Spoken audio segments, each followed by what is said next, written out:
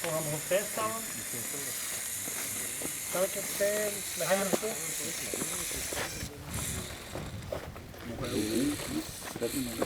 Ja. Ja.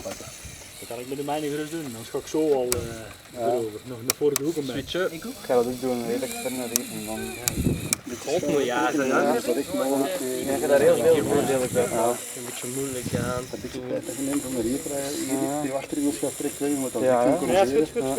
Je hebt nu je gewicht al van voren wat meer, dus je moet ook wel een beetje meer oppassen, want het is niet meer van het gewicht van achter, hij kantelt toch niet. Laat die wat schuiven, laat maar schuiven, laat maar schuiven. Laat maar vallen. Nee, schuiven. Ja, dat is goed door de kamer. Ja, Ja. Nee, de gewicht op de voorraad leggen. Ja, ik heb wel een probleem. Ik heb te weinig druk op het terras. Dat komt dan staan. Achteruit En als je eraf. dan Maar ja, als je er opeens te veel stuurt, dan doe je dat misschien wel. zweven, en als je dan achterwaarts afgaat, Ja, maar daar hebben we het net over. Dan moet je het tegensturen, hè. Dat is niet echt handig. Hè. Naar beneden rijden is één ding, maar naar boven rijden. Hè. die dingen nog. Naar boven rijden is niet even Maar handig. jij kunt redelijk kort rijden normaal. En dan door dat poortje naar ginder achteruit en dan vooruit en dan terug op.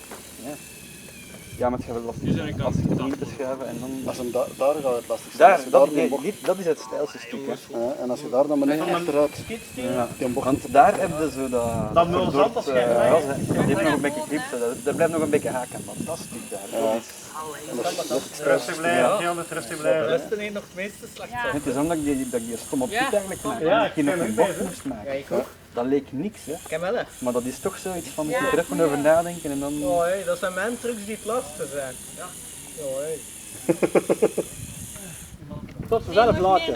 Tot vanzelf laten. Oh, hey. Wat een feintje, hè? Zweet er op mijn kop. In de weg, dat hij hier moet komen. Detail, detail.